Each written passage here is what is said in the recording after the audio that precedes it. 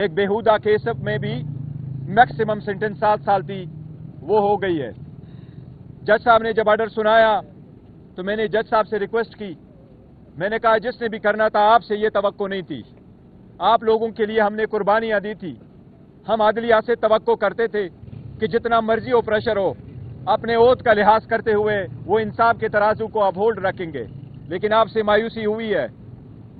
ये एक ऐसा केस है जिसके न सर है न पाऊं।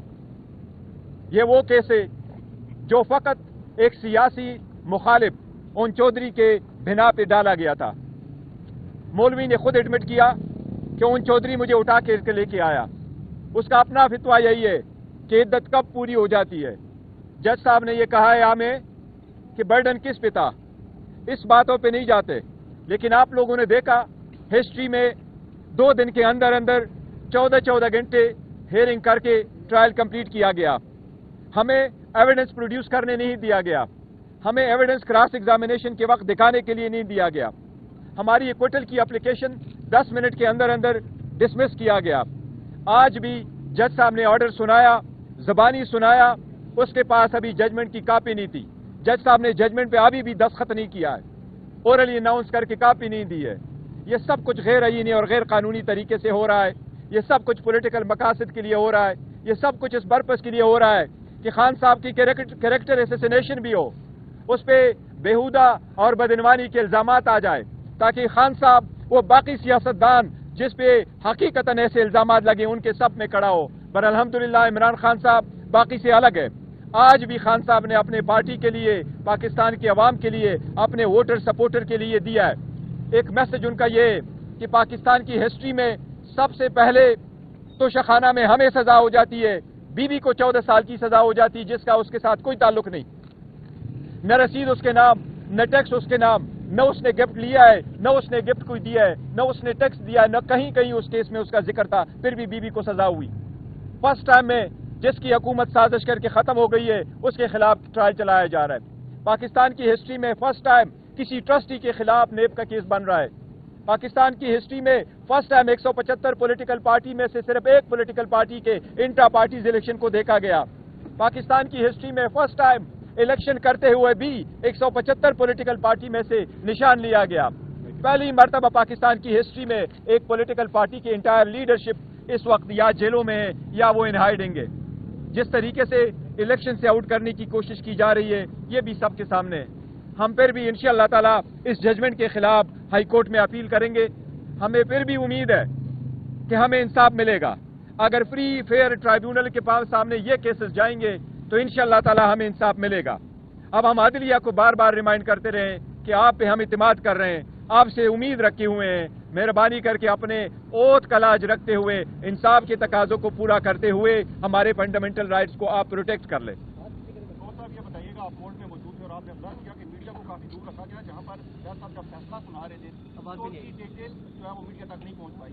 अब तक का सबसे बड़ा सवाल ये है कि किन वजूहात की बिना पर खान साहब और मुझका बीबी को सुनाएगी जो जज साहब ने आपको उस्मान के साहब को बताई, वो जरा काइंडली क्लियर कर दें कि जज साहब ने कानून यही है कि जज साहब ने आपको कॉपी देनी होती है और आपसे दस्तखत लेना होता है। जज साहब ने न दस्तखत किया और न उसके पास जजमेंट मौजूद थी।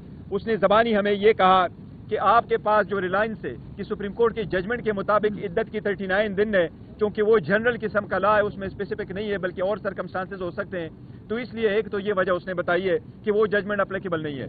दूसरा उसने कहा कि आपने जो अपनी 342 की स्टेटमेंट में लिखा है तो आपने दुआ के लिए आपने सेकंड फंक्शन जो है वो एक्सेप्ट किया है। हमने कोर्ट को ये कहा था कि इद्दत के बाद की पीरियड में 1 जनवरी को निकाह हुआ है और खान साहब ने अपने बच्चों को इत्मीद में लेने के लिए और इत्मीद में लेने के बाद एक सेकंड फंक्शन हमने फैमिली में अरेंज किया था, जिस तरह रुस्खती होती है, तो हमने वो फंक्शन अरेंज किया है। लिहाजा वो बच्चों को बताने के लिए था और उनको इत्मीद में लेने के बाद हमने करना था, तो दुआ के लिए फंक्शन अरेंज हुआ है, उसमें निकाह नहीं हुआ है, क्योंकि निकाह के लिए निकाहनामा भी है कि और उसका कोई दूसरा सबूत नहीं है कि जिसमें निकाह पढ़ाया गया हो। लेकिन उस फंक्शन को जज साहब ने कंसिडर किया कि ये निकाह है, तो उसने कहा मैंने उसको कंसिडर किया कि ये दूसरा निकाह इस डेट को हुआ है, तो पहले वाले को मैंने सेकंड मैरिज को मैंने वैलिड कंसिडर किया और पहले वाले को मैंने इनवैलिड कंसिडर कर लिया। लिहाजा मैं 7 साल की सजा देता हूँ, 5 लाख रुपए की जुर्माना करता हूँ और जुर्माने की आदमी अदायगी में 4-4 महीने की भी सजा देता हूँ। اور میں نے ان کو یہی کہا کہ آپ نے مایوس کیا اور جو سزا بھی آپ نے دی ہے وہ میکسیمم سزائیں دی ہے. ہمیں نیب میں بھی سزا ہوئی تو میکسیمم, دوسری جرم میں سزا ہوئی تو میکسیمم, اس میں بھی سزا ہوئی تو میکسیمم. ججز کو جلدی کتنی تھی وہ سب آپ لوگوں نے دیکھا, اور آپ کی پارٹی کے آج میڈیا کو بھی اس کونے میں نہیں رکھنے دیا گیا جس میں میڈیا ہوا کرتا ہے. لیکن دس از ہاؤ اٹ ورکس. اور عدلیہ کو یہی ہم ریکویسٹ کیے جا رہے ہیں کہ آپ اس کا کچھ کر لیں. لیکن پبلک سے خان صاحب کے لیے یہ پیغام ہے, اپنے ووٹر سپورٹر کینڈیڈیٹس کے لیے یہ پیغام ہے, پرامن رہو, برداشت کرو, تحمل کرو. خان صاحب کہہ رہے ہیں 1000 سال میں نے یہاں رہنا ہوا تو میں رہوں گا, میں نے انشاءاللہ ڈیل شیل کوئی نہیں کرنی. اگر کرنی ہے میری ڈیل تو پاکستان کی ترقی کے لیے میں نے ڈیلیں کرنی ہے, پاکستان کی مفاد میں کرنی ہے. 8 تاریخ کو نکلو, پرامن رہو, اپنا حق رائے دہی استعمال کرو, اپنے کینڈیڈیٹ کو کامیاب کرو اور اپنے فارم 45 لے کر کے پولنگ اسٹیشنوں سے نکلو. تب تک آپ نے اپنا جدوجہد جاری رکھنا ہے.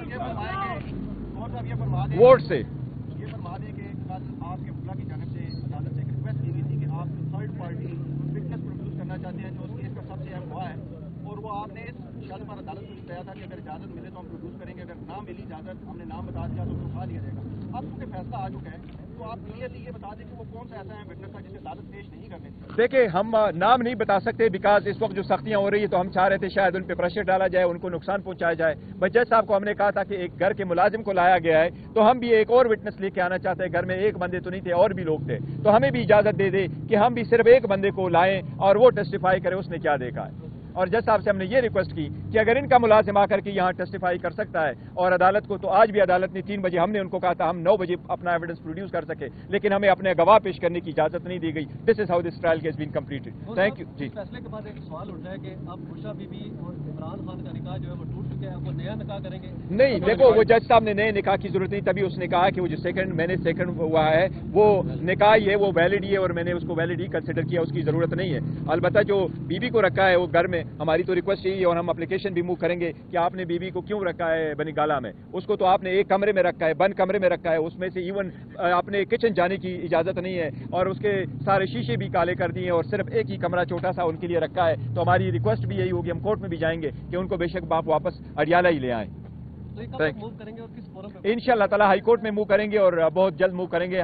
تو ہائی کورٹ کی اگر چھٹیاں نہیں ہیں تو انشاءاللہ نیکسٹ ویک میں کریں گے. میں نے کل خان صاحب نے اعتراف کیا کہ بشرا بی بی کے ذریعے رابطے کی کوشش ہوئی, تو اسی رابطے کی بنیاد پر یہ ایک عام بات چل رہی ہے اور سوشل میڈیا بھی کہ رابطے کے لیے بشرا بی بی کو بنی گالا لے جایا گیا, اور اب چونکہ وہ ڈیل میچور نہیں ہو سکی تو آپ اس لیے یہ ڈیمانڈ نہیں, اسی وقت بھی ہم نے کہا تھا کہ ڈیل کی وجہ نہیں, ہماری پہلے سی اپلیکیشن گئی.